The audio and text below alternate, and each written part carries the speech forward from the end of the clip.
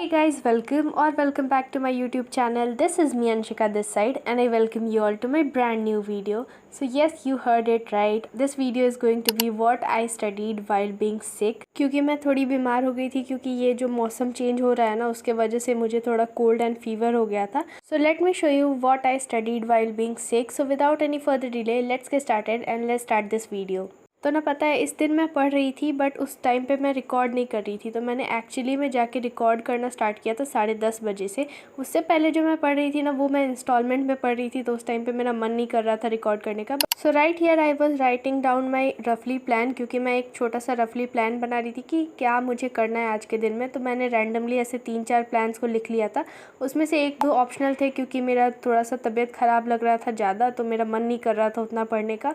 But then I started to study and यहाँ पे मैं सबसे पहले पढ़ रही थी बीएसटी में मैं फाइनेंशियल मैनेजमेंट वाला चैप्टर कर रही थी क्योंकि ये वाला चैप्टर मुझे ऑलरेडी थोड़ा सा डिफ़िकल्ट लगता है. एंड मैं नोटिस कर रही थी कि मैं पीछे के कॉन्सेप्ट्स को भूलते जा रही हूँ. तो इस वजह से मेरे पास में बस इसका एक ही सॉल्यूशन है अगर आप भी भूलते हो तो, कि आप लोग टाइमली रिवीजन करो क्योंकि मैं भी टाइमली रिवीजन करती रहती हूँ तो ही मुझे जाके याद रहता है लास्ट में. और वो इजी पड़ता है कि एक बार में सारी चीज़ को एकदम याद करने से अच्छा है कि आराम से थोड़े दिन के बाद में याद करते रहो ना तो उससे एकदम माइंड में कॉन्सेप्ट बैठ जाता है. तो इस वजह से मैं यही कर रही थी. एंड मेरा ना इसमें मतलब मैं स्टार्टिंग में पहले देख रही थी कि मुझे कितना याद है. तो मैं डिविडेंड डिसीजन और फाइनेंसिंग डिसीजन वाले जो पॉइंट्स थे ना वो दोनों मिक्सअप कर दे रही थी, शफ़ल कर दे रही थी दोनों को. एंड इन्वेस्टमेंट डिसीजन तो मतलब एटलीस्ट ईजी है बट उसमें भी ये चीज़ है ना कि कैश फ्लो जो है वो तीनों जो टॉपिक्स है उन तीनों में मैम ने कुछ अलग अलग तरीके से समझा के रखा हुआ है. मतलब हमारी दिशा मैम जो हैं उन्होंने तीनों के थोड़े अलग अलग एग्जांपल्स दिए तो मुझे वो याद रखने में थोड़ा सा डिफ़िकल्टी हो रहा था. एंड पता है मुझे इस बात का तो सबसे ज़्यादा गुस्सा आ रहा था ना कि मैं जैसे ही पढ़ने बैठ रही थी ये बार बार पता नहीं ये टेबल लैम्प को क्या हो जा रहा था, बार बार ऑफ हो जा रहा था.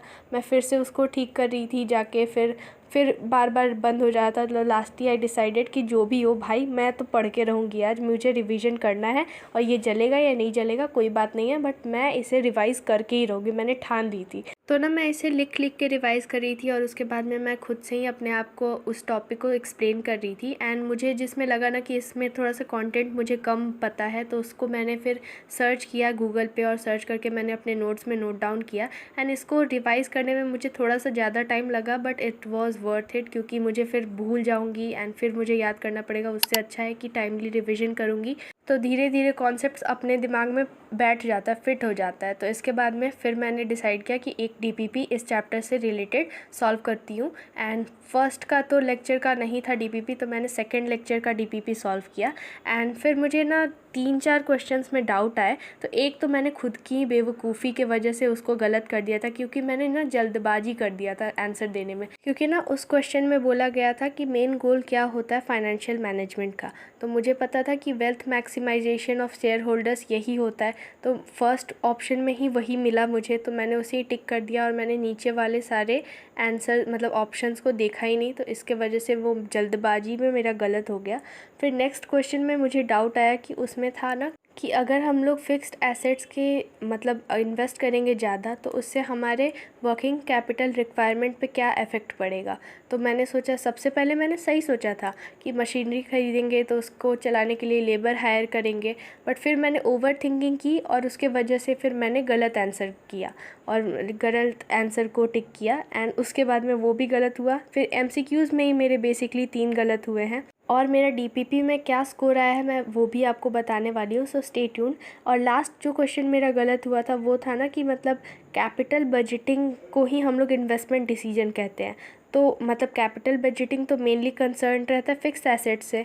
तो मैंने सोचा कि फ़िक्स्ड एसेट्स ही होगा इसका आंसर बट लास्ट में पता चला कि फ़िक्स्ड एसेट्स और करंट एसेट्स दोनों को मिला करके इन्वेस्टमेंट डिसीजन बनता है. बट मुझे अभी भी समझ में नहीं आया तो फिर इसको कैपिटल बजटिंग क्यों कहते हैं क्योंकि मेनली कंसर्न होता है ये फिक्स्ड एसेट्स के वजह से ही और मैम ने भी यही लिखवाया था. बट एनीवेज़ मेरा ये 3 क्वेश्चंस गलत हुआ. तो मेरे लास्ट में स्कोर बने 11.5 out of 15 which is not a bad score but not at all good, क्योंकि मैं इसमें इम्प्रूव कर सकती थी, एटलीस्ट 1-2 मार्क्स तो इंक्रीज़ कर सकती थी। डीपी में जैसे क्वेश्चंस दिए हुए थे ना, वो लग रहे थे कि जैसे कैपिटल बजटिंग और इन्वेस्टमेंट डिसीजन अलग अलग होते हैं, उसके वजह से मेरा हाफ मार्क्स अलग से डिडक्ट हो गया था, इसलिए मेरे 11.5 आए।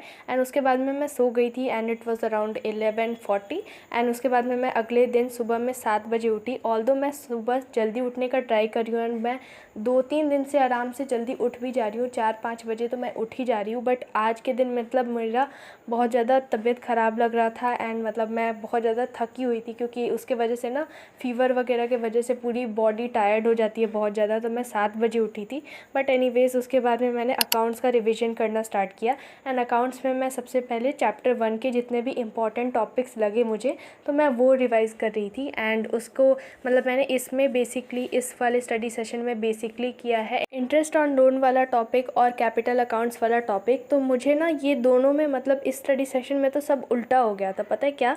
क्योंकि इस स्टडी सेशन में ना मुझे सबसे पहले से ना कैपिटल अकाउंट्स वाला टॉपिक बहुत ज़्यादा डिफ़िकल्ट लगता था और मुझे इंटरेस्ट ऑन लोन ईजी लगता था। बट इस वाले स्टडी सेशन में दोनों उल्टा हो गया कि मुझे इंटरेस्ट ऑन लोन वाला क्वेश्चंस नहीं बन रहा था मेरे से और उसके बाद में कैपिटल अकाउंट्स वाला ईजिली बन गया था। तो शायद इसलिए ये चीज़ ईजिली बन गया होगा। और ये चीज़ इसलिए हुई क्योंकि मैंने रिटायरमेंट और एडमिशन के टाइम पे तो पार्टनर्स कैपिटल अकाउंट बनाया हुआ है, बट इंटरेस्ट ऑन लोन का एज सच कोई क्वेश्चन है नहीं एक्सेप्ट फॉर फंडामेंटल्स वाला चैप्टर। तो इस वजह से मैं इसके कॉन्सेप्ट को भूल गई थी। और देखो अभी ना मैं ट्राई कर रही हूँ कि मैं दोनों चीज़ को साथ में मैनेज करने की कोशिश करूँ, मतलब मैं प्रीवियस बुक की भी रिविज़न करूँ और साथ ही साथ में मैं जो न्यू बुक मतलब सेकेंड वाली बुक जो अभी मैं पढ़ रही हूँ करेंटली, तो उसे भी रिवाइज़ करूँ। बट उसमें दिक्कत ये आ रही है ना कहीं जब बात आ रही है मतलब सिलेबस को कंप्लीट करने में और आगे वाले कॉन्सेप्ट्स को पढ़ने में और लेक्चर कंप्लीट करने में, तो उस टाइम पे मेरी स्पीड कहीं ना कहीं कम हो जा रही है, क्योंकि मैं इसी में उलझ के रह जा रही हूँ और उसमें मैं टाइम नहीं दे पा रही हूँ। और जब मैं उसको पढ़ रही हूँ तो मैं प्रीवियस वाले बुक को टाइम नहीं दे पा रही हूँ। तो इसके वजह से ये चीज़ थोड़ी सी हेक्टिक हो रही है मेरे साथ में। कंप्लीट भी करना है सिलेबस, साथ में रिविज़न भी करना है। बट एटलीस्ट ये बात है कि मैंने दोनों चीज़ अगर मैं साथ साथ में करूँगी और इसको अच्छे से प्रॉपरली टाइम दूँगी, तो इसके वजह से मैं अच्छे से प्रिपेयर्ड हो पाऊँगी। रिवीजन करूँगी तो उसके वजह से मेरे प्री बोर्ड्स के लिए सारे पीछे वाले टॉपिक्स भी रिवाइज्ड रहेंगे और साथ ही साथ में मैं जो आगे वाले टॉपिक्स करूँगी तो वो भी कंप्लीट करूँगी ही करूँगी। और अभी तो मतलब प्री बोर्ड्स में तो अभी टाइम लगेगा ही, क्योंकि दिसंबर में हमारे स्कूल में ना दिसंबर में स्टार्ट होते हैं प्री बोर्ड्स और हमारे स्कूल में 2 प्री बोर्ड्स होते हैं, एक दिसंबर में होगा और एक जनवरी में होगा। और अभी तो फ़िलहाल इशू ऑफ शेयर्स में जो आगे वाले टॉपिक्स हैं ना, उसका एक PT3 का हमारा टेस्ट होने वाला है। तो वो चीज़ को ध्यान में रखते हुए मैं दोनों चीज़ को बैलेंस करने की कोशिश कर रही हूँ। बट हल्का सा ये चीज़ थोड़ा सा हेक्टिक हो जा रहा है, बट क्योंकि मैं रिवीजन अभी से ही कर रही हूँ so that's a good part because I am getting prepared for my pre boards. So accounts की प्रैक्टिस मैंने 1 घंटे तक की थी and it was around 8 that I completed this session, and that was like pretty much it for this video. And thank you guys so much for watching this one. And if you like this video, then make sure to like, comment, share and subscribe to my YouTube channel because it motivates me a lot for making such type of videos for you all. And I would love to see your comments on this video. So yeah, thanks for watching.